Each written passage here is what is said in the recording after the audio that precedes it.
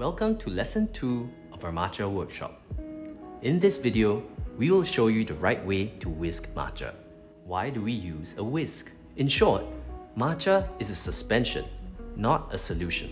Unlike other powders that dissolve in water, matcha does not dissolve since it is made from actual ground tea leaves. The many prongs of a bamboo whisk help to agitate the matcha particles to create a uniform suspension. When whisked properly, air is introduced into the matcha, resulting in a layer of creamy froth and smooth matcha with no clumps. Next, we will teach you the right technique to whisk matcha. Follow an M-shaped pattern when whisking. Here's a slow version for you to follow. Once you are familiar with this movement, speed up and whisk at this speed. Don't hold the whisk too tightly. Loosen your grip slightly so that you can move quickly while remaining stable. Use your free hand to stabilize the bowl. Don't worry, it gets easier with practice. Whisk till a layer of froth has formed.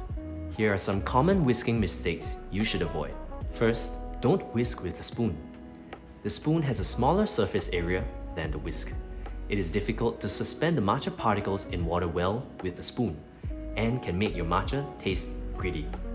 Second, don't whisk in a circular motion. This is not fast enough to suspend the matcha particles evenly, so your matcha will not have a frothy layer.